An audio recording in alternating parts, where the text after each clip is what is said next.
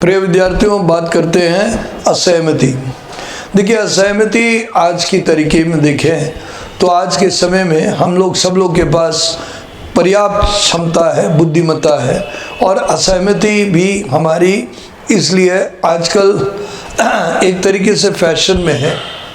हमारे day to day रूप में हम किसी भी व्यक्ति से पूर्णतः सहमत नहीं बन पाते, क्योंकि हमारे पास भी पर्याप्त ज्ञान होता है, पर्याप्त नज़रिया होता है, जिसके कारण हमारी असहमति हो ही जाती।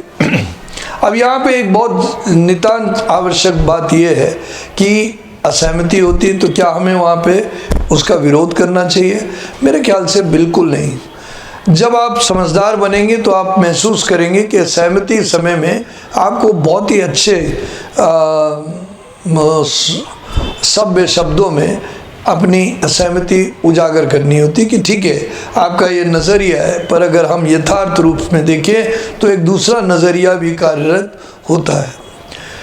और ये नहीं तो चलिए ठीक है, मैं आपकी बात से सहमत हूँ, ये भी एक तरीका है सोचने का। एक और तरीका है, इस तरीके से आप क्या कर रहे हैं, आप उसका विरोध नहीं कर रहे।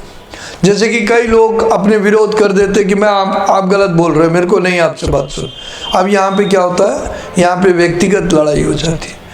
देखिए, मैं आपको एक बात बताऊं, कई बार असहमति करने वाले व्यक्तियों से ना चाहते हुए लंबे अंतराल में हर बात पे सहमत जब कभी कोई होता है तो आप फिर उससे थक जाते हैं, पक जाते हैं, आप उसको छोड़ना चाहते हैं, क्योंकि आप जान जाते हैं कि ये जो व्यक्ति है ये बुद्धिहीनता की परम काष्ठा है, क्योंकि हर समय अपने विचारधारा को प्राथमिकता देता। आपको तो आप तो उसकी नज़रों में कुछ है ही नहीं, और इससे द्वेष बढ़ता है। द्वेष से आप जानते हैं फिर अलगाव भी होता है और कई बार शत्रुता भी होती है।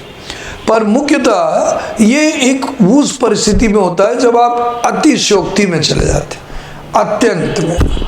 पर अगर आप देखें, हमारी सेना की व्यवस्था को समय समय पर ट्रांसफ़र होता रहता है, चीज़ें बदलाव होती रहती हैं, तो हमें इतने गंभीर रूप से उस विचारधारा में लंबाई नहीं होती।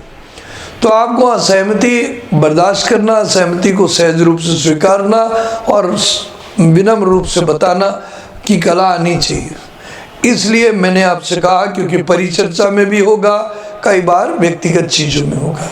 उम्मीद है आपको ये समझ में आया होगा। धन्यवाद। जय हिंद।